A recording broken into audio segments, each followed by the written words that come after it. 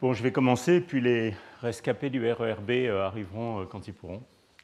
Bienvenue à cette quatrième séance du cours sur le contrôle et fonctionnalité des oxydes. Et aujourd'hui, je vais faire un cours qui est entièrement consacré aux nickelates de terres rares, ces matériaux dont j'avais commencé un petit peu à parler à la fin du cours précédent, donc des perovskites avec du nickel et une terre rare qui, comme on l'a vu, change la distorsion du système et conduit à un diagramme de phase intéressant et original et qui a été l'objet de beaucoup d'intérêt ces 10-15 dernières années, disons. L'un des principaux intérêts de ces matériaux dans leur incarnation récente, disons, c'est la possibilité de contrôler les degrés de liberté orbitaux avec une suggestion très intéressante que je vais décrire un petit peu dans la suite, de peut-être pouvoir réaliser une structure de bande qui ressemble à celle d'un cuprate et donc peut-être un supraconducteur, un programme qui n'a pas encore abouti pour des raisons, en partie pour des raisons que je vous décrirai dans ce cours. Donc, avant toute chose, je voudrais mentionner que notre séminariste d'aujourd'hui est Andrés Santander Ciro, qui est chercheur à Orsay et qui va nous parler tout à fait, je dirais, en miroir du séminaire qu'avait donné Jean-Marc Triscone dans le premier cours, de nouveau de gaz d'électrons, ou plutôt de liquide d'électrons corrélés bidimensionnels, mais cette fois réalisé à la surface de différents oxydes et non pas à l'interface polaire entre deux matériaux comme dans LAO-STO. Et Andrés est un spécialiste en particulier de spectroscopie de photoémission sur ces matériaux et il a d'une part été l'un des premiers à étudier ces gaz d'électrons à la surface et d'autre part l'auteur de très jolis travaux de photoémission sur ces systèmes. Alors, donc, nickelates. Ce diagramme de phase, vous l'avez déjà vu à la fois dans le cours 1 et à la fin du dernier cours. Donc, je vous le rappelle brièvement. Donc, les nickelates de terres rares, la structure perovskite avec une distorsion qui dépend du rayon ionique de la terre rare. Et quand on va de la droite vers la gauche, c'est-à-dire des terres rares les plus grosses aux terres rares les plus petites, le facteur de tolérance diminue et on assiste à une transition métal-isolant qui est soit une transition comme pour le praséodymium et le néodyme entre un métal paramagnétique à haute température et un isolant antiferromagnétique, donc une transition directe entre un métal et un isolant antiferromagnétique, soit pour la plupart des autres terres rares, deux transitions en fait séparées, d'une part à haute température entre un relativement mauvais métal et un isolant non magnétique, et puis ensuite cet isolant non magnétique se met en ordre magnétiquement dans une structure magnétique lors d'une seconde transition. Cette transition-là est clairement une transition du premier ordre expérimentalement. Et je vous rappelle que le moins distordu, et c'est une exception dans cette série de ces matériaux, donc l'antane NiO3 ou LNO, est lui un métal, quelle que soit la température. Donc, cette transition métal-isolant a ce côté remarquable d'être remarquablement contrôlable, avec une gamme de variations de la température de transition qui est très grande. Et évidemment, ça ouvre toutes sortes de possibilités, et en particulier, c'est un terrain de jeu et d'expérimentation favori pour les hétérostructures et les films minces, et ce d'autant plus que la cristallochimie de ces nickelates est très difficile, et que jusqu'à une date récente, il y avait très peu de synthèse de monocristaux. Il y a eu des progrès tout récents qui ont été faits au PSI en Suisse, mais les cristaux restent tout de même, dans le groupe de Marissa Medardé, mais les cristaux restent tout de même de petite taille. Alors, j'avais déjà montré ce slide la dernière fois, je voudrais le remontrer ici. Mon intérêt et ma compréhension de ces systèmes a énormément bénéficié d'une part de travaux en collaboration avec Alaska Soubeli, qui est actuellement visiteur dans notre équipe et qui a été postdoc il y a plusieurs années, et avec Oleg Peil, qui était également postdoc avec moi et qui a maintenant un poste dans un institut de recherche sur les matériaux à Leoben en Autriche, et puis de collaboration avec de nombreux expérimentateurs, et en particulier les groupes de Dirk van der Marel et Jean-Marc Triscone à l'Université de Genève, et c'est vraiment à tous ces gens que je dois savoir quelque chose et de m'être intéressé à ces systèmes. Je vous montre ça non pas pour vous impressionner avec une liste de publications, mais simplement parce que, comme ça, je n'aurai pas besoin de remontrer les citations à chaque fois. De nombreuses figures de la suite de ces transparents sont tirées de ces différents articles, et en particulier les deux premiers, celui-ci où on a étudié l'effet du contrôle des degrés de liberté orbitaux par les contraintes, et celui-ci où on a tenté de donner une compréhension de la transition métal-isolante de ces systèmes en termes d'un Hamiltonien effectif de basse énergie. Je vais revenir dans la suite sur ce problème. Alors pourquoi est-ce que ces matériaux sont intéressants? Pourquoi est-ce qu'il y a eu un renouvellement d'intérêt pour ces matériaux autour des 15 dernières années? Donc la première raison, je vous l'ai déjà donnée, je vais y revenir un petit peu dans la suite des transparents, c'est la contrôlabilité de cette transition métal-isolant. C'est la possibilité de contrôler ces matériaux et de trouver des nouveaux matériaux en quelque sorte à base de nickelate par synthèse de films minces et d'hétérostructures. Et puis c'est surtout cette idée intéressante de pouvoir éventuellement émuler la structure électronique d'un supraconducteur, dont je vais parler un petit peu dans la suite. Alors d'abord l'aspect contrôlabilité. Alors les nickelates sont en fait contrôlables, la transition métal-isolante des nickelates est contrôlable par à peu près toutes les nouvelles techniques du physicien que j'ai évoquées dans le premier cours. Donc je vous rappelle qu'il y a évidemment tout le savoir-faire des chimistes sur la synthèse de tels matériaux oxydes, où on contrôle le matériau par les effets de taille de la terre rare, les distorsions, mais aussi le dopage par substitution sur les sites de terre rare, etc. Et puis, il y a ces nouvelles directions qui sont l'objet principal de ce cours, le contrôle par l'élaboration de films minces sous contrainte, en choisissant bien les substrats, d'hétérostructures, le dopage par liquide ionique ou déposition de grilles, et même le contrôle par des pulses lumineux, dont je parlerai un petit peu dans le dernier cours de ce cycle.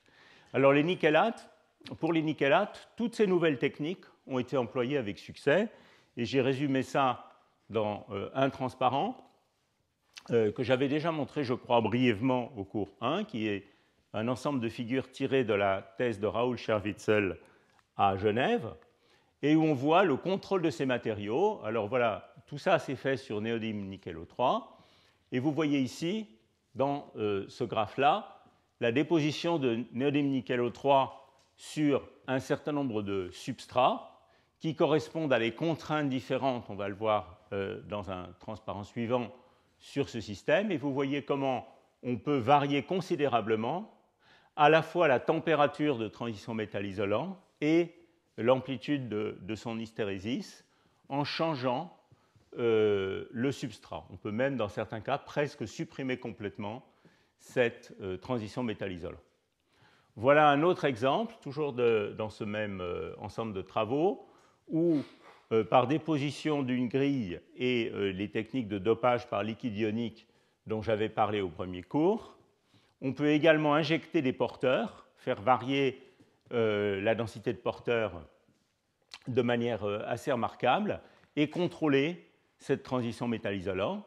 Et puis une autre expérience très originale, c'est celle qui a été réalisée par Andrea Caviglia dans le groupe d'Andrea Cavalieri à Hambourg, et où, par excitation du substrat, en fait, d'un phonon du substrat par un pulse femtoseconde, on a pu également faire basculer ce film d'un état isolant à un état métallique.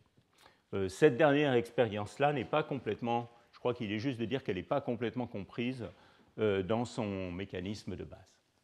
Donc vous voyez comment sur ce même système, tous les différents types de contrôles qui font l'objet de ce cours ont été employés avec succès. Alors évidemment, la possibilité, donc je vais dire quelques mots de plus sur ce premier aspect-là, qui est le contrôle par les contraintes du substrat. Et cette possibilité, en fait, elle est connue depuis longtemps, depuis l'étude de ces matériaux dans l'état massif. Et il y a d'assez anciens articles de Paul Canfield qui montraient que ces nickelates avaient une sensibilité très grande à la pression. Donc voilà un exemple. Donc ça, il ne s'agit pas de film mince ni d'hétérostructure, c'est juste praséodymium nickel O3 dans son état massif, sous différentes pressions. Et vous voyez ici comment on peut faire varier la transition métal-isolant sous l'action de la pression. Alors évidemment, ça c'est du pain béni pour les études sur les substrats avec un désaccord de maille contrôlé. Et donc vous voyez ici, par exemple pour LNO, eh bien, différents substrats qui présentent pour cela un désaccord de maille qui va induire une contrainte tensile, c'est-à-dire que la maille va être plus grande que la maille d'équilibre, et ici une contrainte compressive. Et donc on s'attend bien sûr à ce que, sous l'effet d'une contrainte compressive, eh bien, on ait une largeur de bande qui augmente, mais on va aussi avoir des déformations du système, voire le cours 2. Et sous une contrainte tensile, on va avoir une largeur de bande qui diminue, mais on va avoir aussi toutes sortes d'autres changements qui sont liés à la manière dont les degrés de liberté orbitaux, dont les dégénérescences orbitales vont varier et les énergies de champ cristallin vont changer. On va le voir dans la suite de ce cours. Alors voilà donc le même graphe que ce que je montrais tout à l'heure, mais sur une échelle un petit peu plus grande, qui vous montre que pour ces matériaux-là, qui, comme vous le voyez ici, sont une contrainte tensile, eh bien, on peut augmenter la résistivité de l'état métallique, qui est bien ce à quoi on s'attendrait d'une contrainte tensile, et induire un changement de la température de transition, mais un changement qui est relativement modeste, alors que dans le cas d'une contrainte compressive, ce qu'on trouve dans ce système-là, c'est qu'il y a une très grande variation de la température de transition, et pour les contraintes compressives les plus élevées, on peut même complètement supprimer la phase isolante et retrouver, comme vous le voyez ici, pour les matériaux qui ont une maille la plus petite, eh bien, un état métallique pour l'ensemble de ce domaine de température. Alors, il y a des applications possibles qu'on peut envisager à cette grande sensibilité aux contraintes. Je ne suis pas très compétent pour en parler, donc je vais juste les énumérer comme ça. On peut imaginer évidemment d'utiliser ça, la sensibilité en température de la résistivité pour faire des bolomètres. Les nickelates ont aussi été proposés pour un projet de transistor à effet de champ de type piézoélectrique, qui est un projet qui a été développé par Dennis Newns et collaborateurs à IBM. Je ne sais pas très bien ce qu'il en est de ce projet actuellement. J'ai entendu des rumeurs contradictoires sur sa poursuite ou non. Et puis, on a eu le séminaire de Marcelo Rosenberg la dernière fois, qui parlait de mémoire résistive et de comportement, disons, de synapses artificielles à base d'oxyde de métaux de transition. Bon, les nickelates sont un candidat possible aussi pour ce type de système, et il y a un certain nombre d'articles qui envisagent ça, comme celui-ci, par exemple. Alors, ce dont je voudrais vous parler maintenant, donc après vous avoir montré qu'on pouvait contrôler la transition métal-isolant par les effets de contrainte, ce dont je voudrais vous parler maintenant, c'est une proposition assez originale et assez excitante, qui a été faite il y a déjà presque une dizaine d'années, disons maintenant, par Guignad, Kaliulin et Chalupka, dans ce très joli article ici. Donc voilà Guignad Kaliulin, qui est un chercheur au Max Planck de Stuttgart, au Max Planck de physique de la matière condensée. C'est un petit peu une idée qui réalise avec ces systèmes une sorte d'alchimie des temps modernes, si vous voulez. J'avais déjà montré ce slide un peu ironique dans mon premier cours, et où on essaye véritablement de changer profondément la nature de la structure électronique d'un matériau en fabriquant des sandwichs entre différents types d'oxydes ou bien en mettant ce matériau sous contrainte. Donc, quelle est l'idée? Alors, l'idée, c'est que finalement, ces matériaux, ces nickelates, si on fait un comptage ionique naïf, et on verra toutes les limites de ce comptage ionique naïf dans la suite du cours, si on fait un comptage ionique naïf, alors je vais peut-être écrire quelques petites choses au tableau, si on fait un comptage ionique naïf de la valence, ces matériaux ont donc une terre rare qui est 3+, un nickel ici, oxygène 3. Donc vous voyez que si j'assigne l'état de valence 2- à l'oxygène, le nickel est dans l'état de valence 3+. Alors un nickel dans l'état de valence 3+, il peut avoir plusieurs configurations électroniques, mais si on suppose qu'il se met dans un état bas spin, ça va être une configuration où il y a 6 électrons dans la couche T de G, donc complètement pleine. Donc nickel 3+, c'est l'état D7, hein, et 6 électrons dans la couche T de G et 1 électron dans la couche EG. Donc la couche EG, on a deux bandes, la bande X2-Y2 et la bande 3R2-R2, occupées par un électron. Et l'idée de Guignard, Kaliulin et Chaloupka, c'est qu'on pourrait, en appliquant par exemple un confinement de film mince ou d'implants atomiques de LNO, par exemple, on pourrait arriver à pousser l'orbital Z2-R2 vers le haut, donc la défavoriser en énergie, de manière que cet électron unique qui, dans ce comptage ionique naïf, est dans l'orbital EG, occupe l'orbital X2-Y2, qui serait donc demi-pleine. Donc réaliser par ingénierie orbitale, si vous voulez, un système qui soit essentiellement un système à une bande planaire, X2-Y2, et ça fait tout de suite beaucoup penser au cuprate supraconducteur. Alors pourquoi est-ce qu'on a des raisons de penser qu'une telle configuration électronique est favorable à l'apparition de supraconductivité, et dans le cas des cuprates, de supraconductivité à haute température?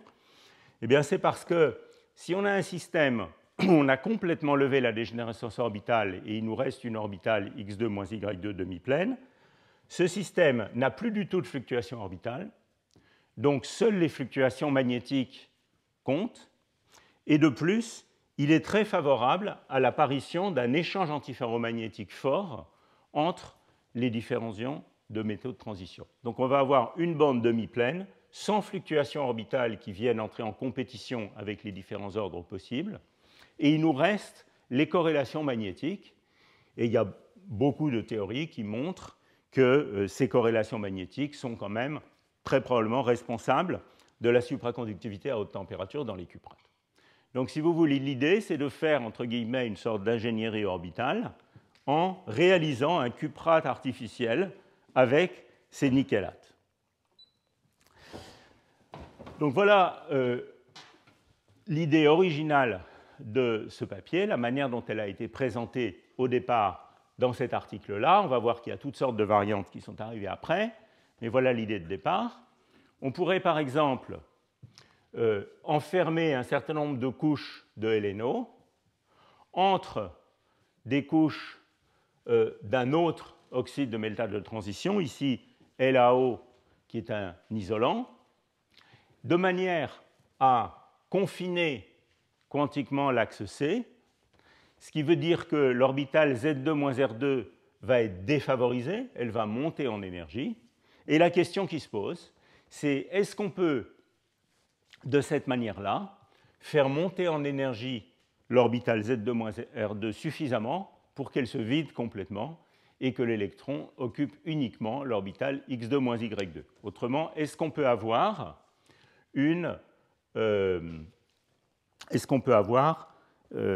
un système où la polarisation orbitale, c'est-à-dire l'occupation de l'orbital X2-Y2 par un électron alors qu'on a complètement vidé l'autre, soit la plus grande possible?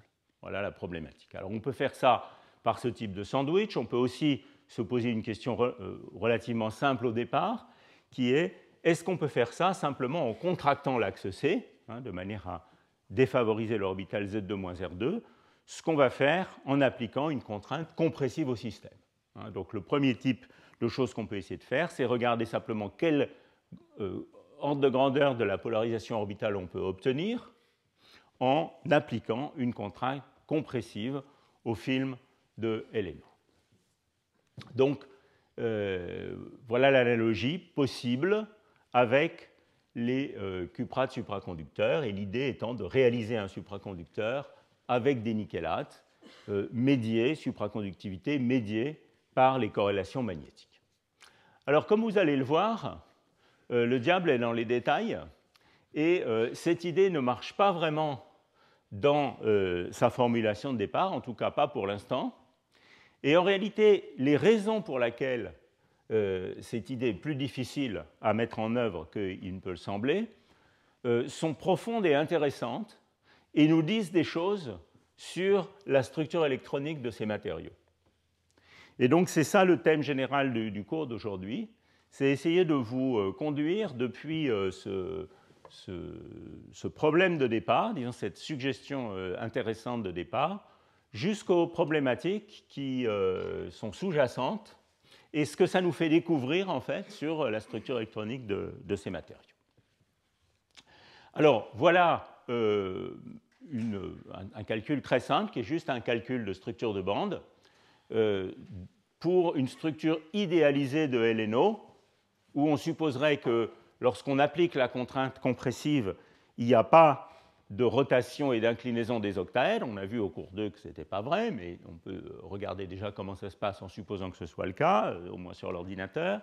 Donc on applique une contrainte compressive et on impose que la structure reste parfaitement tétragonale. Donc la seule chose qu'on fait, c'est qu'on relaxe l'axe C pour trouver la nouvelle distance, le nouveau paramètre de maille selon C. On impose la contrainte sur le plan AB. Et on regarde ce qui se passe. Alors ça, c'est une représentation de la structure de bande dans ce chemin de la zone de Brillouin. Et ce que vous voyez ici, ce sont les deux bandes du multiplet EG, qui dérivent des orbitales EG, évidemment fortement hybridées avec l'oxygène, comme on a vu la dernière fois. Donc vous voyez deux bandes EG qui ne sont pas complètement séparées des autres bandes de ce système, qui sont les bandes T de G et les bandes d'oxygène, mais quand même relativement séparées. Donc ici, on a un ensemble de deux bandes avec une largeur de bande qui fait quelque chose comme 3 et quelques EV. Et c'est une représentation de fat bands que j'avais expliqué la dernière fois, où on donne à chacune de ces bandes le caractère dominant Z2, c'est la représentation en rouge, ou X2 moins Y2, la représentation en bleu. Voilà, donc ça c'est pour le paramètre de maille du bulk, donc sans contrainte. Et puis ici, c'est pour un paramètre de maille avec une contrainte en tension. Et ce que vous voyez ici, c'est que eh bien, l'orbital Z2, donc l'axe C se contracte, l'orbital Z2 est effectivement poussé vers le haut en énergie, alors que l'orbital X2 moins Y2 est poussé vers le bas, et on commence à induire une différence. On pourrait mesurer le centre de gravité de ces deux bandes et trouver que l'orbital Z2 est poussé un petit peu en énergie au-dessus de l'orbital X2 moins Y2. Mais je vous fais quand même observer que ça, c'est une conséquence du fait qu'on regarde le matériau dans une structure tétragonale et dans la géométrie bulk, qu'il subsiste une dégénérescence entre ces deux bandes au point gamma, et pour briser cette dégénérescence, il faut briser certaines symétries. Cette dégénérescence ici va évidemment nous embêter pour complètement séparer les deux orbitales. Alors la structure de bande de ces systèmes, elle est en fait très simple. Vous pouvez reproduire ces bandes avec un simple modèle de liaison forte. Ça, c'est une image que j'ai empruntée, je crois, à la thèse ou à un séminaire de Philippe Huntsman. Donc vous voyez l'orbital X2 moins Y2 planaire, l'orbital 3Z2 moins R2 qui pointe en particulier selon l'axe Z, et on pourrait se donner une paramétrisation des différents intégrales de saut selon X, selon Y, selon Z, dans une représentation de matrice de 2, où ça c'est la première orbitale et ça c'est la deuxième. Et si vous utilisez une simple représentation de ce genre, eh bien vous trouvez une assez bonne description, disons, de cette structure de bande. Peu après la proposition de Chaloupka et Kaliulin, il y a des calculs qui ont été faits, toujours au Max Planck de Stuttgart, et c'est une bonne partie de la thèse de Philipp Hansmann, qui était postdoc dans l'équipe de Silke Biermann ici il y a quelques années.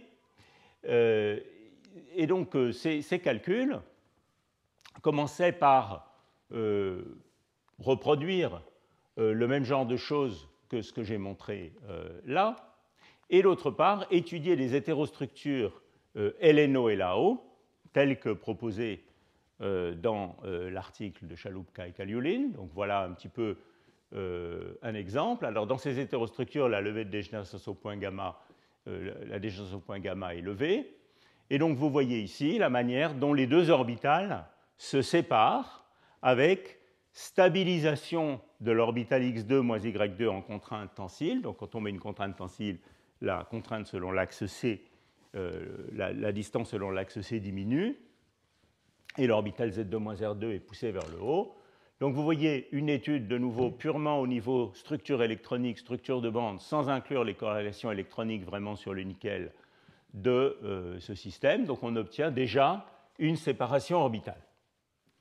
Et l'observation que Philipp Hansmann et collaborateurs avaient fait dans ces articles, c'est une observation qui construit, je dirais, qui élabore sur des travaux précédents, qui avait montré que les corrélations électroniques dans un système à deux orbitales, donc deux bandes, dans une configuration D1, on s'attend à ce que les corrélations électroniques, c'est-à-dire la grande répulsion de Coulomb sur les sites D, augmentent considérablement la polarisation orbitale par rapport à un simple calcul de structure de bande. Alors, je vais essayer de vous donner une idée qualitative de pourquoi ça se passe.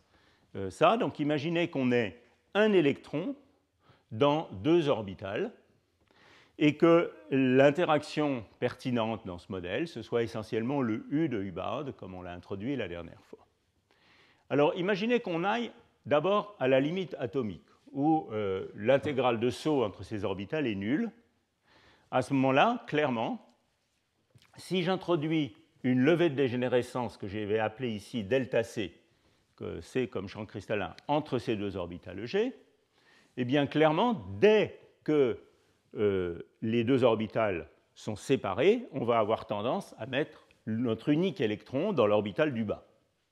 Donc à la limite atomique, c'est clair que dès qu'on met un petit delta, la polarisation électronique est totale. C'est la même chose que la levée de dégénérescence par effet Zeeman dans un champ magnétique. En revanche, si je regarde toujours la phase isolante, mais pas vraiment à la limite atomique, mais quand même dans le cas où il y aurait un petit hopping entre les orbitales, beaucoup plus petit que U pour qu'on ait un isolant, eh bien, cette propriété ne va pas être exactement correcte, c'est-à-dire qu'on ne va pas avoir une levée de dégénérescence immédiatement.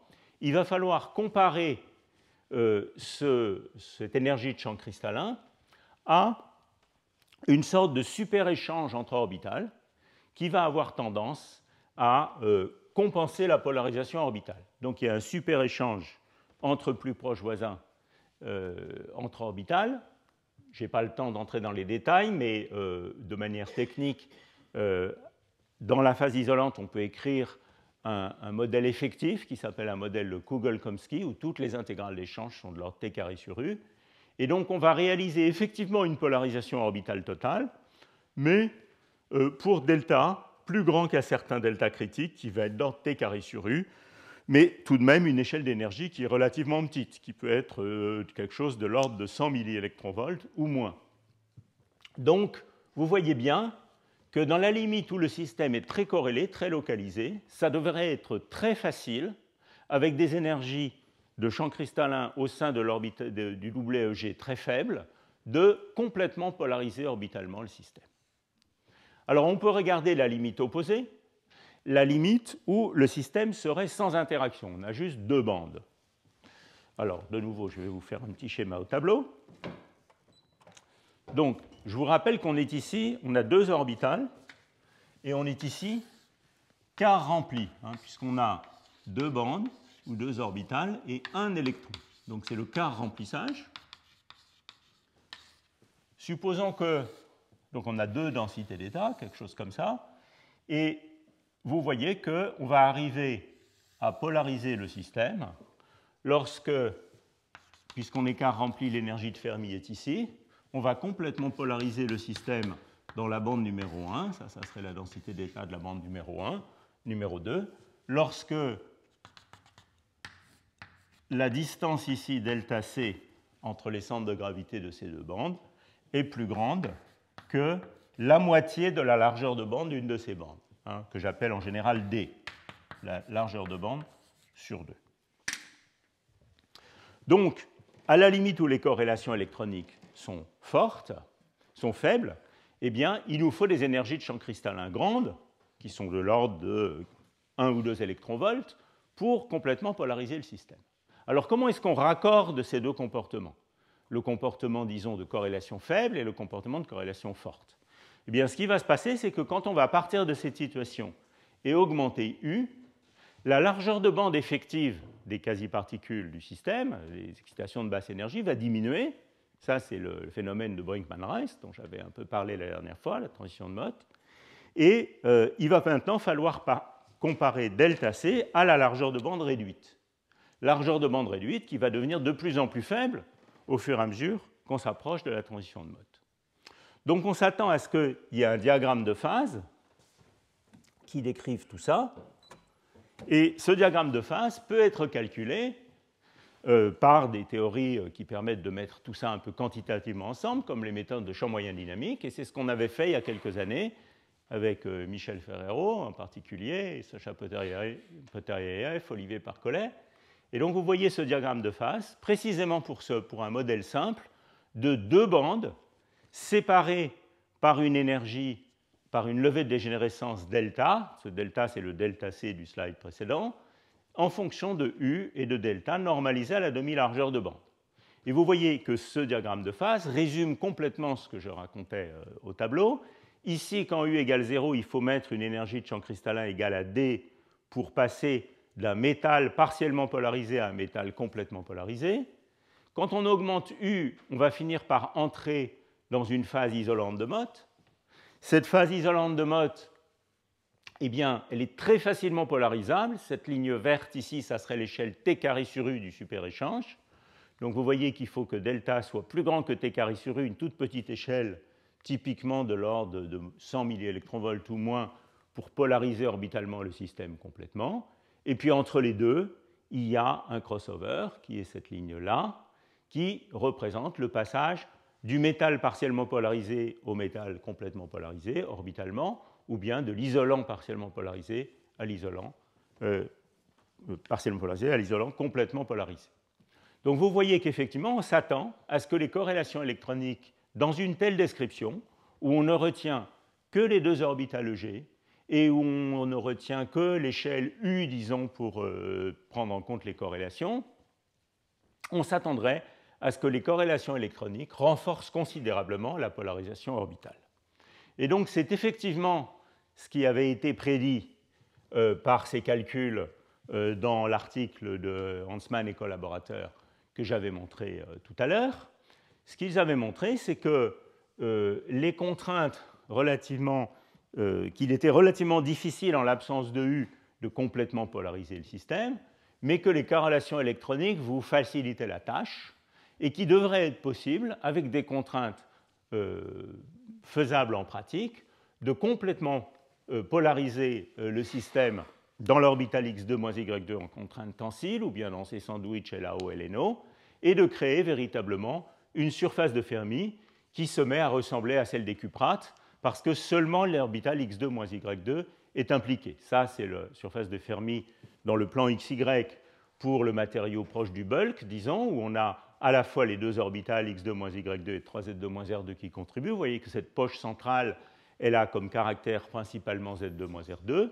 Quand on arrive à polariser orbitalement le système complètement, on retrouve une surface de Fermi qui devrait ressembler à celle des cuprates. Donc, voilà l'état des lieux il y a quelques années, peu après le papier de Chaloupka et Kaliulin, avec des calculs, donc, des calculs théoriques, qui suggéraient, dans une modélisation simple à deux orbitales, qu'on pouvait facilement, relativement facilement, polariser orbitalement le système. Alors, est-ce que ça marche en pratique, cette histoire-là?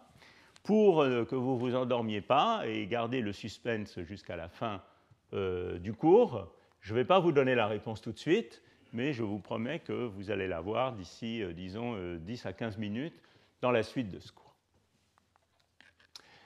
Alors, avant de vous donner la réponse à cette question, je voudrais instiller un petit peu le doute dans vos esprits sur la description de la structure électronique de ces matériaux. Est-ce que véritablement le comptage ionique qui nous fait assigner T2G6G1 pour ces systèmes ou nickel 3+, est correct?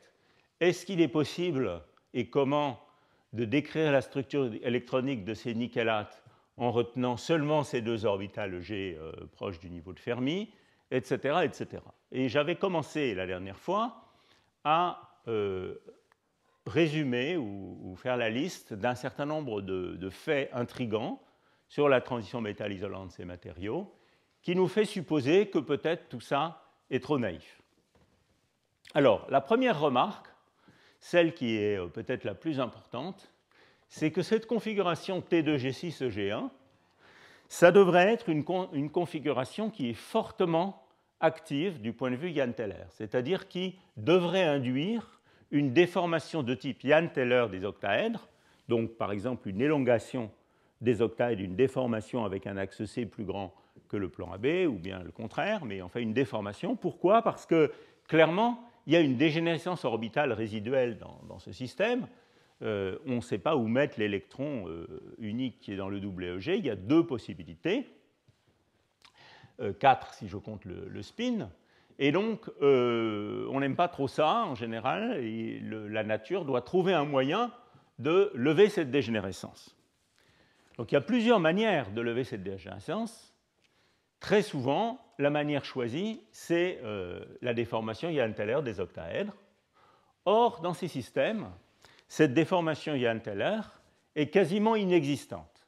Elle n'est pas complètement nulle, mais elle est très faible. Ces systèmes choisissent un autre type de distorsion, qui sont ces rotations et ces tilts dont j'ai beaucoup parlé au cours 2.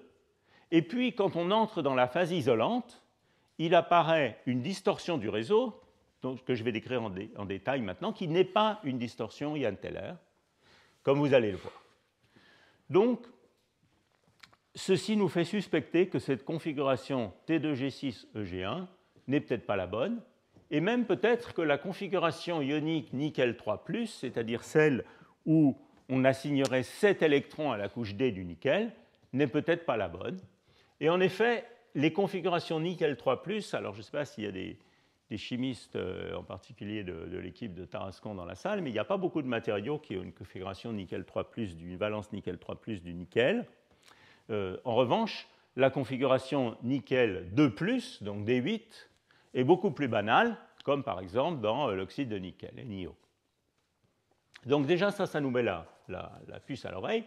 Une deuxième chose qui nous met la puce à l'oreille, c'est que quand on entre dans la phase isolante, en dessous de la transition métal-isolant, eh bien, on assiste à une distorsion structurale du système qui se passe de la manière suivante. Donc, dans la phase haute température, mauvais métal, on a, comme je l'avais expliqué au cours 2, une structure orthorhombique avec ce type de distorsion dans les notations de Glaser.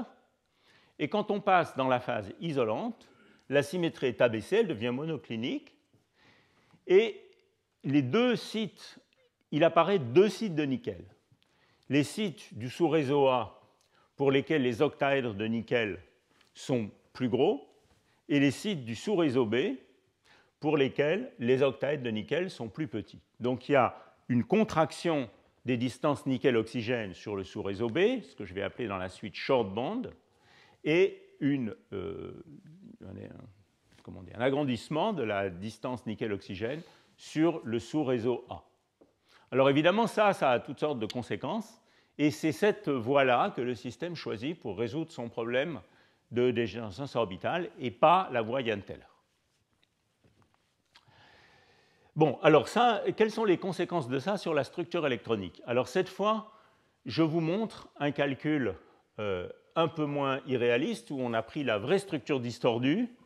Donc, dans la structure tétragonale, il y avait un nickel par cellule unité, donc ça donnait des schémas où il y a 2 belles bandes EG et seulement 2. Ici, il y a 4 nickels par cellule unité, hein, à la fois dans la structure orthombique et la structure monoclinique. Donc, je m'attends à trouver 8 bandes de type EG. Et donc, voilà ces 8 bandes de type EG. Si vous comptez bien, il y en a 8. Cette fois, dans la structure distordue, elles sont vraiment bien séparées du reste des bandes, T2G et oxygène, donc c'est un peu plus simple. Et ce que vous voyez ici, c'est que si vous faites un calcul dans la structure monoclinique, eh bien ce feuillet de 8 bandes se sépare en fait en 2 sous-variétés. Une variété ici qui a une largeur de bande plus faible et qui est séparée de cet ensemble de bandes ici, qui a une largeur de bande plus grande, séparée par une petite échelle d'énergie. Et ça, c'est quelque chose qui ne doit pas nous surprendre, puisqu'on a maintenant 2 types de sites. On a une sorte de gap de Peierls qui s'ouvre dans le système. Et ce gap de Peierls, observez bien qu'il n'est pas au niveau de Fermi, hein, il est à la position qui correspondrait nominalement au demi-remplissage des bandes, c'est-à-dire au cas où on aurait 2 électrons par site dans les orbitales EG du nickel. Ici, on a nominalement 1 électron par site dans les orbitales EG du nickel, donc on est au quart remplissage et pas au demi-remplissage. Donc je ne suis pas du tout en train de dire que cette petite échelle d'énergie de Peierls ici est responsable du caractère isolant de la phase isolante des nickelates. Ce n'est pas du tout ça la physique. Les corrélations électroniques jouent un rôle important. Ce n'est pas une transition de Peierls. Mais cette énergie de Peierls est importante pour comprendre la physique du système, comme vous allez le voir dans la suite. Alors, si en revanche vous regardez la structure électronique dans la phase métallique, qui est représentée ici en plus petit, ben vous voyez que ce gap de Peierls n'est pas ouvert. Il y a des points d'intersection des bandes ici qui font que, effectivement, c'est assez facile d'ouvrir un gap, et c'est bien là qu'il s'ouvre. Hein, il y a des croisements de bandes. Mais cette échelle de Peierls est 0 dans la phase orthorhombique et elle est petite mais finie dans la phase monoclinique. Observez en particulier que le fait que cet ensemble de 4 bandes est une largeur de bande un peu plus petite que cet ensemble de 4 bandes ici est significatif. En effet, on s'attend à ce que ce soit principalement les sites de nickel où on a des octaèdres gros, donc les long band sites, qui soient principalement occupés. Hein, le fait d'augmenter un petit peu la distance nickel-oxygène stabilise ces orbitales, et donc l'électron D il va avoir tendance à se mettre un petit peu plus dans les sites long bands que dans les sites short bands. Et évidemment, les sites long bands ils ont une largeur de bande un petit peu plus faible, puisque les distances nickel-oxygène sont plus grandes. D'accord ? Donc vous voyez qu'ici, vous avez une largeur de bande un petit peu plus faible. Et effectivement, si vous analysez, ça c'est une représentation des mêmes bandes, mais avec un code couleur qui représente cette fois non pas les 2 orbitales, mais le caractère dans l'espace réel long band ou short band. Hein, on projette les bandes sur les sites du système, en prenant des orbitales localisées sur les 2 types de sites. Et vous voyez qu'effectivement, l'ensemble de bandes du bas est plutôt rouge, qui est la couleur choisie pour les long bands, et l'ensemble de bandes du haut est plutôt bleu, et c'est la couleur choisie pour les short bands. Et en particulier ici, au voisinage du gap de Peierls, eh bien, on peut vraiment interpréter ce gap comme une transition entre les sites long band et les sites short bands. Donc voilà un petit peu l'effet de l'existence de ces 2 types de sites de nickel sur la structure électronique du système. Alors ça, c'est la première observation. La deuxième observation, c'est qu'il y a une très forte covalence dans ces systèmes entre les sites de nickel et les sites d'oxygène. En effet, vous pouvez déjà le deviner en regardant la structure électronique de tout à l'heure, les bandes d'oxygène sont très proches des bandes de nickel. Donc il y a une très forte covalence. Et effectivement, vous pouvez le visualiser dans l'espace réel, dans un calcul qui calculerait les orbitales de Wannier pour les bandes de type X2-Y2 et Z2-R2. Et vous voyez que ces orbitales de Wannier sont certes centrées sur les métaux de transition, sur le nickel, mais elles ont un fort poids sur les oxygènes voisins, aussi bien pour X2-Y2 que Z2-R2. Et cette covalence a été étudiée par pas mal de monde. Il y a un article récent du groupe de Thalès, Julien Varignon et co-auteurs, qui insiste aussi sur cet effet, qui est un article intéressant. Alors, toutes ces observations ont conduit un certain nombre de gens qui s'intéressaient au nickelate plutôt dans l'état massif, avant que ces propositions sur les hétérostructures apparaissent, à faire un certain nombre de remarques qui ont été importantes toutes pour élaborer finalement une compréhension de la structure électronique de ces systèmes. La première remarque, la première observation expérimentale également, elle découle directement de cet aspect forte covalence entre nickel et oxygène, et elle remonte en fait à des articles de chimistes de Bordeaux, Alain de Mourgue et collaborateurs, et je remercie Jean-Marie Tarascon pour m'avoir signalé cet article, qui n'est pas très connu dans la littérature citée par les physiciens, qui avait remarqué que dans d'autres nickelates, donc avec un autre type de structure cristalline, il y avait formation de sites sur lesquels les oxygènes n'étaient pas vraiment dans l'état de moins. C'est-à-dire qu'il était possible d'avoir un transfert de charge entre les oxygènes et les nickels en vidant un petit peu la couche électronique généralement complète de l'oxygène de P. Donc le comptage ionique où on assigne la configuration 2- à l'oxygène n'est pas vraiment correct. Donc ça, c'était différentes considérations expérimentales qui suggéraient ça. Et ce point de vue a été, je dirais, en parallèle, fortement souligné, en particulier par Mizokawa au Japon, puis Mizokawa, George Zawadzki et Daniel Chomsky, dans lesquels ils ont montré, dans une série de travaux, où ils ont suggéré qu'en fait, toute une série d'oxydes, plutôt des métaux de transition à droite de la ligne des métaux de transition, étaient dans ce type de configuration où il y avait un transfert de charge négatif dans leur langage, c'est-à-dire, d'une certaine manière, le métal de transition devenait plus électronégatif que l'oxygène, et le comptage ionique oxygène de moins n'était pas vraiment correct. Donc, ils ont donné plusieurs exemples, et en particulier dans cet article de Mizokawa, vous voyez, qui est à peu près contemporain de cet article des chimistes de Bordeaux, les nickelates étaient explicitement mentionnés, même si originellement ce type d'observation s'occupait plutôt d'oxyde de cuivre. Donc ça, c'est la première remarque, c'est la présence de trous sur l'oxygène ou de trous de ligand, ce qui évidemment suggère que la configuration D7 du nickel n'est pas exactement la bonne. Si on prenait une image extrême où on aurait créé un trou sur chaque oxygène, eh bien on parlerait plutôt d'une configuration D8 avec un trou sur l'oxygène, D8 L bar dans une notation souvent adoptée, D8 étant, comme on l'a vu tout à l'heure, une configuration nickel de plus que le nickel aime bien adopter dans beaucoup de matériaux. Alors une seconde observation intéressante, par Igor Mazin et de nouveau Daniel Chomsky, c'est qu'en fait, cette différenciation entre les sites A et B était quelque chose qui était effectivement promu par le couplage de Hund que j'ai royalement ignoré tout à l'heure dans ma description à deux bandes avec un U. Et je vais revenir par la suite sur cette remarque qui effectivement joue un rôle très important dans la compréhension de la structure électronique de ces systèmes.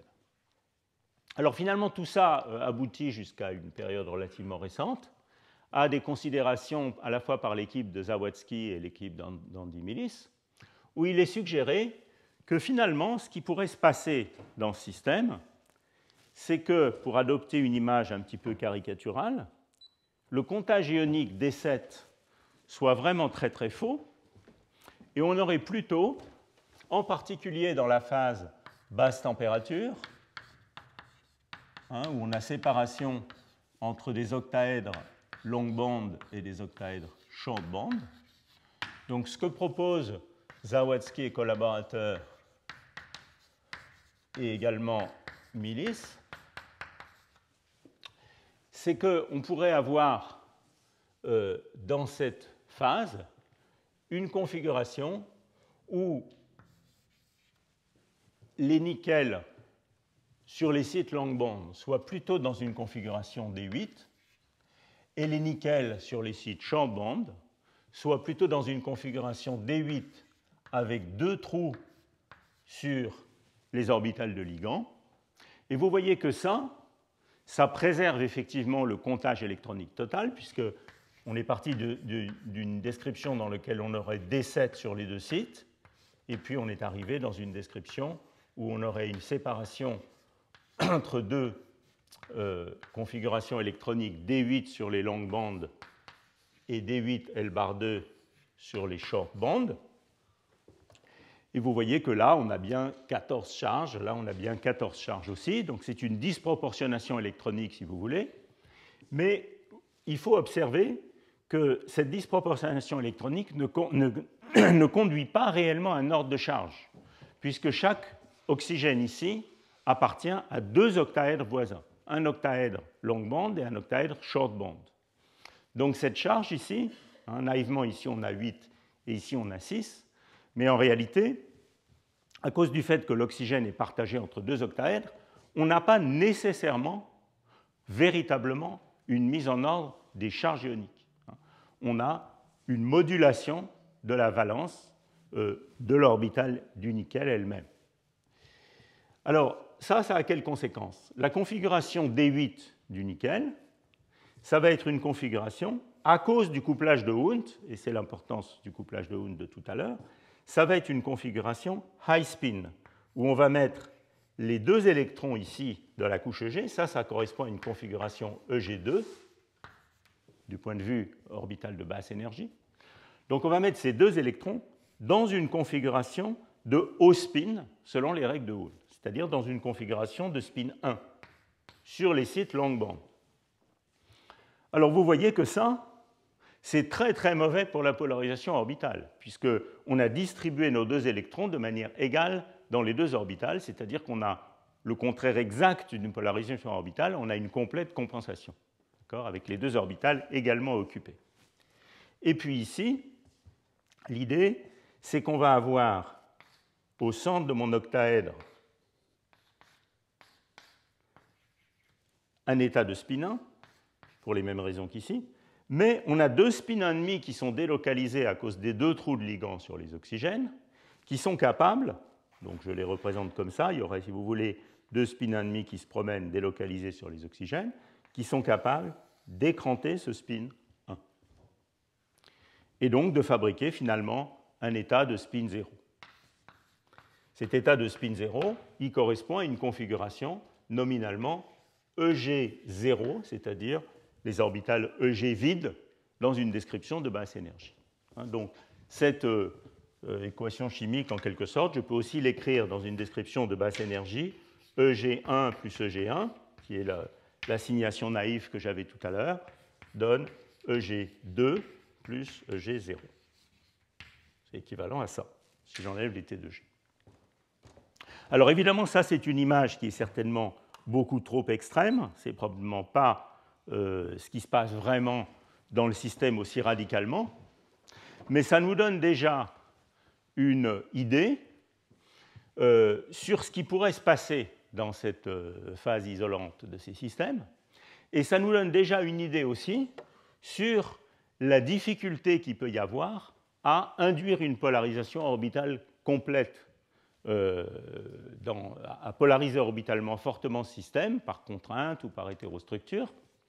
Et ça soulève également une question sur la manière dont on va décrire la structure électronique du système ou construire un modèle effectif pour ce système si on veut s'intéresser seulement aux orbitales EG de basse énergie. Qu'est-ce qu'il va falloir faire pour prendre en compte la possibilité de cette physique-là? Donc voilà ce que j'ai expliqué au tableau. Disons qu'en termes un peu sophistiqués, on peut vouloir dire que la phase isolante de ces systèmes, c'est une phase qui combine les aspects MOT. Donc ici, on aurait un spin-1 localisé avec un moment local sur les sites long bonds, comme dans un isolant de MOT, et les aspects, on pourrait dire, isolant Kondo, où ce spin-1 localisé sur les sites de nickel est écranté par les oxygènes voisins. Donc c'est pour ça que Park, Millis et Marianetti, dans cet article, ont suggéré la terminologie transition de mode sélective en site. C'est une espèce d'animal hybride entre un isolant de MOT et un isolant Kondo, si on veut. Entre parenthèses, l'existence de ces trous sur les oxygènes, donc de ces trous de ligands, c'est quelque chose qui est maintenant bien documenté par des expériences. Je n'ai pas vraiment le temps de parler en détail de ces expériences d'absorption de rayons X ou de scattering inélastique résonnant de rayons X. J'en parlerai un tout petit peu plus tard pour la mesure de la polarisation orbitale.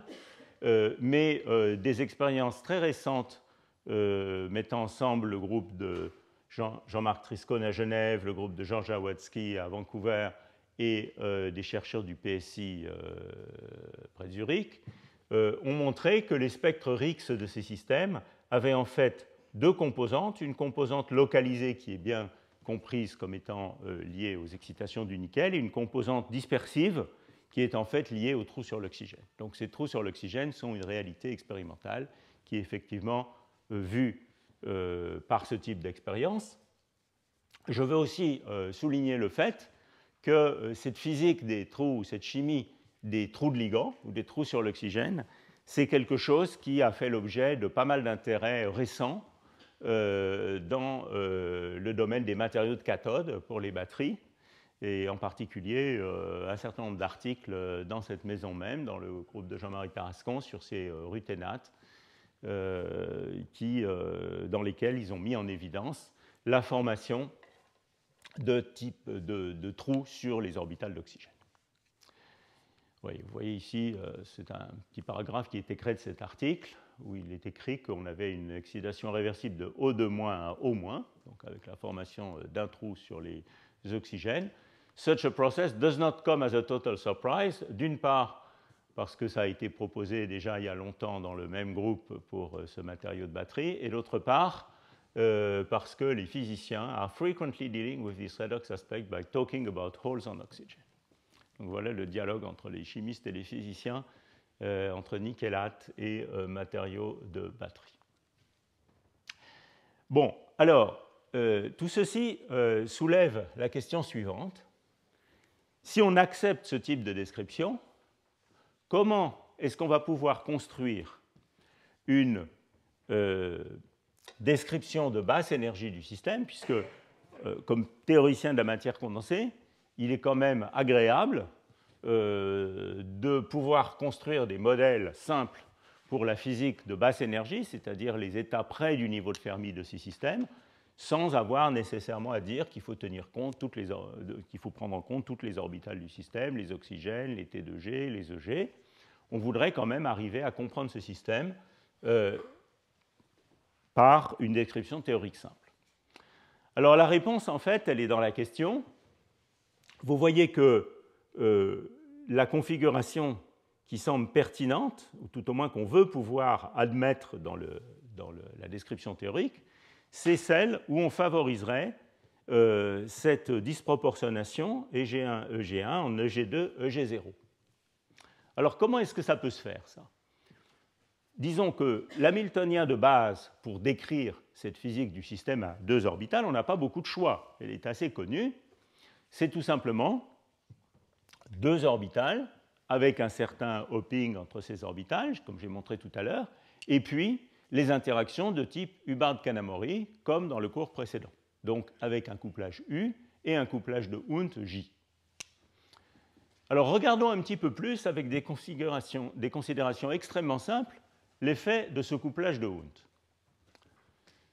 Et regardons ça simplement déjà dans la limite atomique, c'est-à-dire quand il n'y a pas du tout de saut entre les orbitales. C'est toujours, comme on l'a vu tout à l'heure dans cet exemple-là, c'est toujours une bonne idée d'aller explorer les limites extrêmes de ces modèles à la fois dans la limite des corrélations faibles et dans la limite des systèmes très localisés, où on est dans la limite atomique.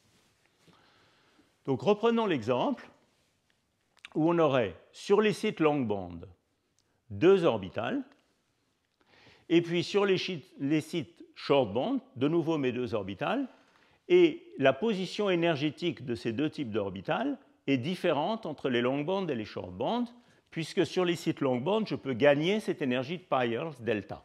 Alors faites attention, il y a un petit problème de notation ici. Ici, le delta qui apparaît, c'est le delta de Peierls, c'est-à-dire c'est la différence d'énergie de site entre les long band et les short band. Ça va s'appeler en général delta ou delta S dans ces slides. S comme site. À ne pas confondre avec le delta C, C comme crystal field, qui était la levée de dégénérescence interne du multiplet EG que je pourrais induire par contrainte. Donc ici, le delta, c'est la différence d'énergie de site entre les sites long band et les sites short band, avec les sites short band légèrement défavorisés.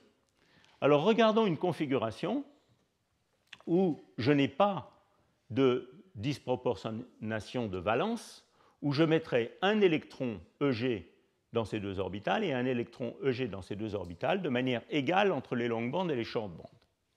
Alors ça me coûte combien d'énergie? Bon, ben vous voyez qu'ici, je n'ai pas d'énergie de Coulomb à payer puisque mon site est simplement occupé. Et si j'appelle moins delta sur 2 la position de ces orbitales et plus delta sur 2 la position énergétique de ces sites-là, eh bien, c'est la référence d'énergie 0, puisque j'ai un électron dans chacun. Regardons maintenant la configuration complètement disproportionnée, donc celle où je mettrai D8 sur un site et D8 L bar 2, ou si vous voulez EG0 sur l'autre site. Alors à ce moment-là, il se passe 2 choses. D'une part, j'ai un gain énergétique, puisque maintenant j'ai moins delta sur 2, et puis 0 pour l'autre. Mais j'ai également une répulsion de Coulomb. Et cette répulsion de Coulomb, c'est U-3J, le fameux U-3J du cours précédent, qui était l'élément de matrice le plus faible que je peux payer, que je dois payer quand je mets 2 électrons dans le même multiplet avec des spins parallèles selon les règles de Hooft. Donc l'énergie de cette configuration, c'est U-3J moins delta. Alors vous voyez immédiatement que cette configuration va être favorable quand U-3J moins delta est négatif. Je dois comparer celle-ci à celle-là. Donc quand U-3J est plus petit que l'énergie de site, que l'énergie de Peierls.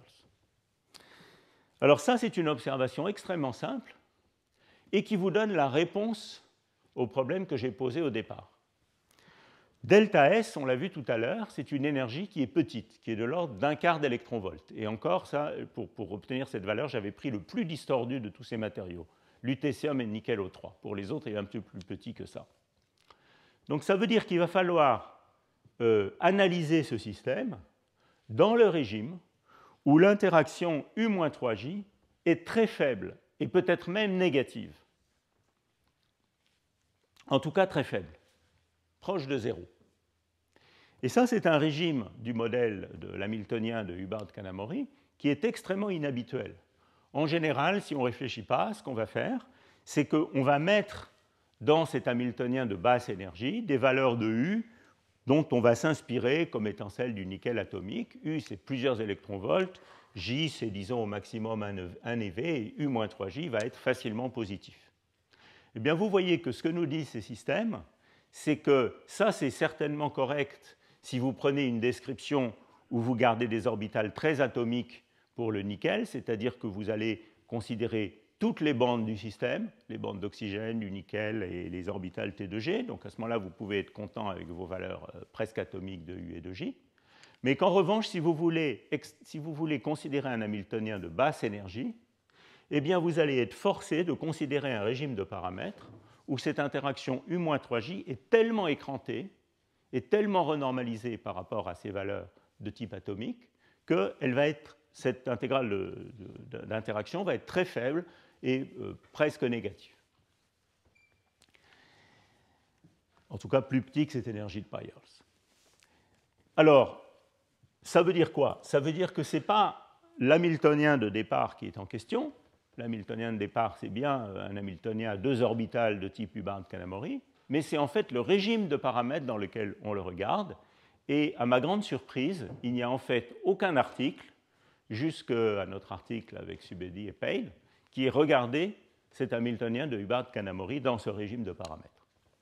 Alors quand on fait ça, on obtient un diagramme de phase, et vous voyez que on peut se contenter même de travailler avec un Hamiltonien très simple, où on aurait simplement deux bandes en liaison forte, cette énergie de Peierls qui sépare les sites A et les sites B, et puis l'Hamiltonien de Hubbard-Kanamori dont j'ai parlé la dernière fois. Et quand on fait ça, on obtient le diagramme de phase suivant, sur lequel je voudrais discuter un tout petit peu. Donc ça, c'est un diagramme de phase pour cet Hamiltonien de Hubbard-Kanamori. En fait, il est calculé non pas pour ce modèle très simple que je viens de montrer, mais pour la structure électronique réaliste de lutetium nickel O3, peu importe. Et ce diagramme de phase, il est calculé en fonction de U et de J. Pourquoi? Parce que comme finalement on est en train de dire que ces paramètres d'interaction écrantés, eh bien, on ne les connaît pas très bien, eh bien, autant regarder la physique de cet Hamiltonien dans l'ensemble de son diagramme de phase. Alors vous voyez que le régime qui est conventionnellement étudié, c'est le régime où cette intégrale U-3J est positive. Donc c'est le triangle supérieur de ce diagramme de phase.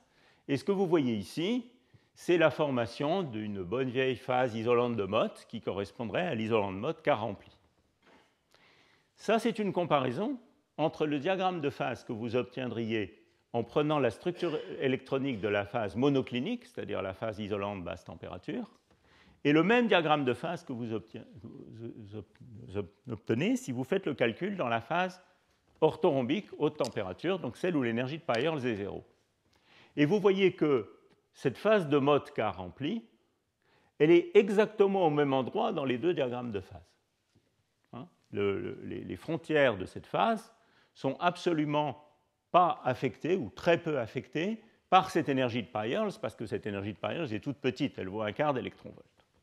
Et donc vous voyez que l'interprétation de cette phase isolante des nickelates comme étant celle d'un isolant de Mott K rempli est complètement impossible, puisque ça supposerait que pour une raison miraculeuse, les constantes d'interaction de ce matériau se situent dans un tout petit mouchoir de poche ici, qui ferait que cette structure est bien dans la phase isolante et cette structure est bien dans la phase métallique. Et ça, c'est complètement intenable, en particulier étant donné la variabilité de cette transition métal-isolant sur l'ensemble de la série de ces matériaux. Donc, ceci, d'une part, vous montre que l'interprétation de cette transition métal-isolant comme celle d'une transition de Mott K remplie d'un système à deux orbitales n'est pas tenable, premièrement.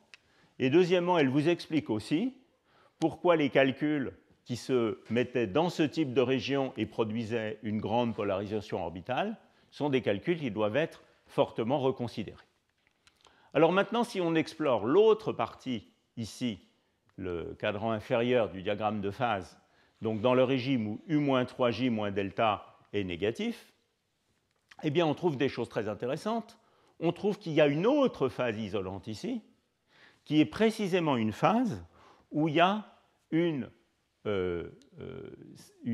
disproportionnation électronique, qui dans ce cas-là est évidemment pas une disproportionnation spontanée, puisqu'elle est induite par l'énergie de Peierls qui brise la symétrie entre les deux sites, mais qui dans ce cas-là, où l'énergie de Peierls est 0, est une phase où il y a une disproportionnation électronique spontanée entre les deux types de sites. Et vous voyez que cette fois, la frontière ici entre la phase métallique ici et la phase isolante dépend de manière extrêmement sensible de la valeur de delta S, de la valeur de l'énergie de Peierls qui est 0 ici et un quart d'électron-volt ici. Alors pourquoi c'est le cas? Pour une raison très simple, qui est que puisque c'est une disproportionnation électronique spontanée, eh bien, c'est-à-dire une transition du deuxième ordre électronique quand delta S est égal à 0, on va pouvoir la faire varier très facilement en la transformant en une transition du premier ordre en branchant cette brisure de symétrie explicite delta S. Donc vous voyez que maintenant, ça devient très facile d'expliquer que dans un assez large gamme possible de constantes d'interaction, on peut bien décrire le fait que cette phase orthorhombique est métallique ici, et cette phase monoclinique est isolante. Et que pour faire ça, il va falloir se placer dans un régime d'interaction écran TU qui va être très faible, de l'ordre de 1,5 électronvolts, quelque chose comme ça, très très très fortement renormalisé par rapport au U atomique du nickel qui serait plutôt 6 à 8 électronvolts.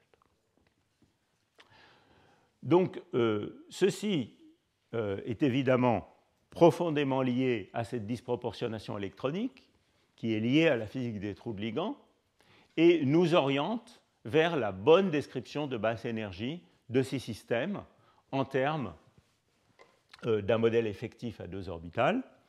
Et elle suggère également que cette transition métal-isolant n'est pas pilotée par le réseau, mais c'est une disproportionnation électronique spontanée et que le réseau réagit en induisant ce mode de respiration entre les sites A et les sites B à cette susceptibilité électronique qui est très grande au voisinage de cette phase isolante. Donc voilà un petit peu l'image qui apparaît à partir de tout ça. Et vous voyez que la réflexion sur la structure électronique de ces systèmes a été en fait fortement encouragée par cette proposition de polarisabilité orbitale pour créer une sorte de cuprate artificielle. Bon, alors, évidemment, tout ça, c'est très mauvais pour la polarisabilité orbitale, et vous pouvez très facilement le comprendre.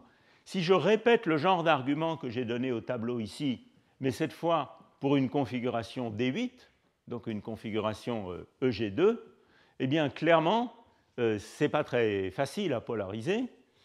Si les deux orbitales sur les deux sites voisins, si les deux orbitales sont maintenant séparées entre elles par une levée de dégénérescence delta C, C comme champ cristallin entre les deux orbitales EG, eh bien je peux comparer les énergies de ces deux configurations. La configuration où il y a compensation orbitale complète, elle va avoir une énergie U-3J. La configuration où j'aurai polarisé orbitalement le système, avec cette fois 2 électrons dans l'orbitale du bas, elle a une énergie, je gagne l'énergie delta C, mais je perds une énergie 3J, puisque maintenant je dois payer le U complet. Et donc, pour passer d'une situation où il y a compensation orbitale à une situation où il y a polarisation orbitale, je dois avoir un champ cristallin entre les orbitales Z2 et X2-Y2 qui doit se comparer maintenant à 3J. Et ceci, c'est dans la limite atomique, ou dans le cas de la même estimation avec la configuration D1, eh bien, on voyait qu'on polarisait dès que delta était positif. Alors 3J, c'est une énergie énorme, c'est une énergie qui est de l'ordre de 2 électronvolts, puisque J, c'est quelque chose qui est de l'ordre d'1,5 ou 0,7 eV, quelque chose comme ça. Et donc, vous voyez que ça, ce n'est pas bon pour la capacité de polariser orbitalement le système. Bon, alors que nous disent les expériences? Je vous ai promis la résolution du suspense de tout à l'heure. Effectivement, les expériences qui ont été faites sur ces films de nickelate ou ces hétérostructures de nickelate sous contrainte, donc sous contrainte tensile principalement, puisque c'est ça qu'on veut pour pousser l'orbital Z2-R2, donnent des polarisations orbitales qui ne sont pas négligeables, mais qui sont relativement faibles. Alors ça, c'est un joli article du Max Planck de Stuttgart, le groupe de Keimer et Eva Benkisser, qui utilise l'absorption des rayons X avec des rayons X polarisés. Alors je vais très brièvement expliquer comment ça marche, parce que c'est important de comprendre ça. Donc qu'est-ce qu'on fait quand on fait une expérience de XAS en utilisant la polarisation? Eh bien, comme toutes les expériences d'absorption des rayons X, ce qu'on fait, c'est qu'on envoie des rayons X sur le système qui vont prendre un électron dans une couche profonde, donc ce qu'on appelle un état de cœur très localisé, créer un trou dans cet état de cœur et propulser cet électron dans les états immédiatement accessibles au-dessus du niveau de Fermi, donc les états qui nous intéressent de sonder, les états de valence. Alors il y a toute une terminologie, selon qu'on part d'un état de cœur S ou P ou D, on parle de K-edge, L-edge ou M-edge. En l'occurrence, dans ces expériences, ce sont les L-edge pour les différents niveaux de spin-orbite, L-edge du nickel, L1, L2, L3, qui ont été sondés. Donc on fait une expérience de ce type. Et on fait une expérience où on utilise la polarisation linéaire des rayons X pour sonder de manière différentielle les orbitales x2 moins y2, les orbitales z2. Voilà, donc si je mets ma polarisation dans le plan xy, eh bien je vais de manière privilégiée sonder les orbitales x2 moins y2. Si je mets la polarisation linéaire selon l'axe z, je vais de manière privilégiée sonder les orbitales z2 moins r2. Et on peut, en utilisant des règles de somme qui mesurent, qui font intervenir la différence des intensités absorbées pour ces deux types de polarisation, on peut remonter à cette quantité qui est la fraction de trous dans les orbitales Z2 et dans les orbitales X2 moins Y2. Et j'insiste que ce qui est véritablement mesuré directement, c'est ce rapport entre les états vides, puisque c'est là où on envoie les électrons, dans les deux types d'orbitales. Ce n'est pas la polarisation orbitale directement.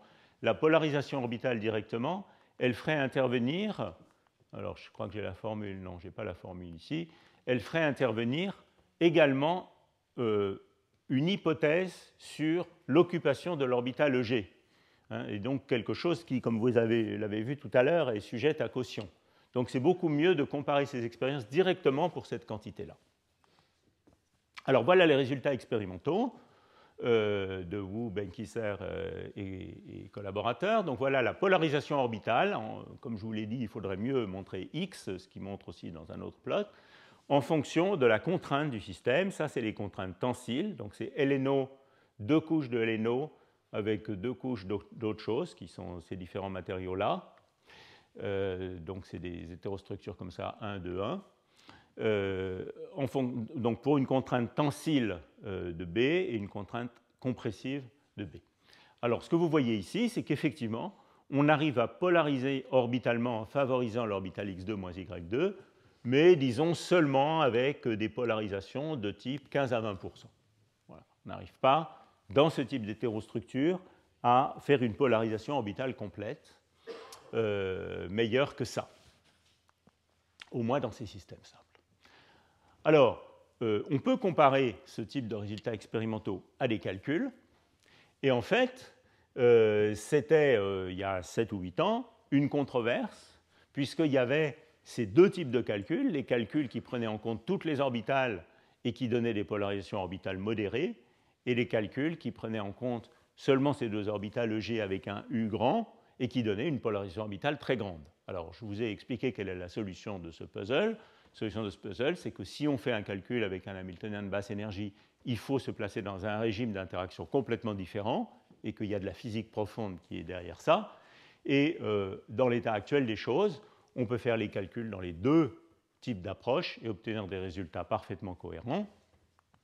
Voilà un exemple de calcul qu'on a fait avec Oleg Pareil et Michel Ferrero, qui vous montre ici ce fameux rapport entre les deux types de populations d'état vide, donc le rapport X de tout à l'heure, en fonction de la contrainte.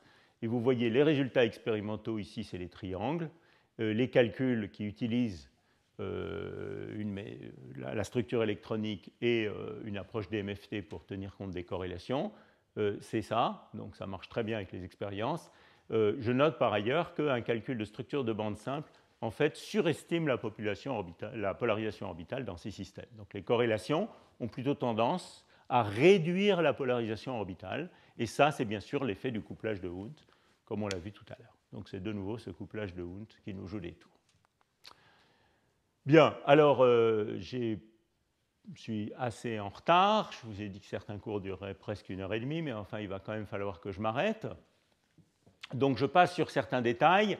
Bien entendu, quand on applique ces contraintes, j'en ai parlé au cours 2, on n'a pas juste une élongation, une compression de l'axe C, on a aussi des rotations et des inclinaisons des octaèdres. On peut regarder comment tout ça affecte la polarisation orbitale. En fait, ce qu'on voit, c'est que la structure distordue, elle a une polarisation orbitale plus grande que la structure tétragonale, où on contraindrait le système à rester tétragonal. Donc les distorsions augmentent la polarisation orbitale. Ça, ce n'est pas très, très étonnant. Et évidemment, la question qui se pose, juste pour finir ce cours, c'est est-ce qu'on peut surmonter ce problème? Est-ce qu'on peut quand même rescaper l'idée de Chalupka et Kaliulin, et Hansmann et collaborateurs, et essayer, en étant plus malin, de trouver des hétérostructures dans lesquelles on pourrait effectivement induire une polarisation orbitale plus grande. Alors, l'équipe qui a probablement le plus poussé ces idées, c'est l'équipe de Charles Hahn à Yale, avec Sohrab Ismail-Beghi, un très beau tandem DFT et réalisation de matériaux, mesures sur les matériaux. Il y a un très joli article court de revue dans APL Materials relativement récent qui vous montre les différentes idées qu'ils ont développées pour essayer de faire mieux, et elles sont résumées ici. Donc en fait, ils ont il y a deux ou trois ingrédients, disons, dans ces idées. Donc ça, si vous voulez, c'est ce que j'expliquais tout à l'heure, c'est-à-dire le fait qu'on met une contrainte tensile dans le plan AB, ça va comprimer l'axe C, ça va stabiliser les orbitales X2-Y2. Ça, c'est l'idée originale de Kaliulin. Ce que propose de faire Hahn et collaborateurs, c'est deux choses. C'est d'une part de briser la symétrie d'inversion qui, vous vous souvenez, donnait cette dégénérescence au point gamma. Donc toujours de confiner le système, mais de briser la symétrie d'inversion en faisant des hétérostructures tricouleurs, donc ABC, ça c'est une première idée. Et la deuxième idée, c'est que finalement, pourquoi regarder des contraintes tensiles qui stabilisent l'orbital X2-Y2 en vidant l'orbital Z2? On pourrait regarder des contraintes compressives qui vont au contraire stabiliser l'orbital Z2-R2 et déstabiliser l'orbital X2-Y2. Mais à ce moment-là, pour réaliser une orbitale X2-Y2 demi-pleine, il va falloir donner des électrons pour remplir complètement Z2-R2. Et donc l'idée, c'est de faire des sandwichs en rajoutant un troisième matériau donneur d'électrons. Ils ont proposé en particulier l'antenne TiO3, LTO, qui a un électron dans sa couche D, comme on l'a vu la dernière fois, et qui pourrait donner cet électron de manière à remplir complètement Z2-R2 et créer cette fois une orbitale demi-pleine X2-Y2, mais plus haute en énergie. Donc voilà les différentes idées qu'ils ont proposées. Donc c'est de faire des hétérostructures LTO, LNO, LAO, qui réalisent à la fois quelque chose de tricouleur qui brise la symétrie d'inversion, qui réalise ce confinement selon l'axe C qui est nécessaire pour jouer sur la dégénérescence orbitale, et qui par ailleurs, on l'espère, crée un transfert de charge de la couche du titane 3+ ici vers la couche du nickel pour remplir les orbitales Z2-R2. Alors effectivement, ça marche. Le même type d'expérience de type absorption des rayons X montre qu'on peut obtenir des polarisations orbitales beaucoup plus grandes dans ces systèmes. Donc vous voyez ici, je crois que ça c'est une mesure en contrainte tensile sur LNO, LAO, et ça c'est une mesure sur ces réseaux tricouleurs LTO, LNO, LAO, et vous voyez que la différence entre ces deux courbes, qui sont les deux polarisations, les deux dichroïsmes, enfin la mesure du dichroïsme, est effectivement beaucoup plus grande ici. Donc il est clair que cette idée marche, mais malheureusement, pour l'instant, la réalisation d'un supraconducteur avec ces systèmes, à ma connaissance, n'a pas encore été faite. Il est possible qu'à cause de la présence de ces trous de ligands, il faille plutôt considérer d'autres systèmes que les nickelates pour faire ça. On peut penser en particulier travailler avec des systèmes où c'est la couche T2G qui est partiellement remplie et lever la dégénérescence entre les T2G. Ça pose d'autres problèmes spécifiques qui sont que comme les T2G ne pointent pas vers les oxygènes, ils sont moins sensibles aux contraintes. Enfin bref, la vie est difficile, mais cette idée est quand même une idée très intéressante et j'espère qu'elle débouchera sur, sinon de la supraconductivité, au moins des matériaux intéressants par ingénierie orbitale. Et je vais m'arrêter là. Je vous remercie.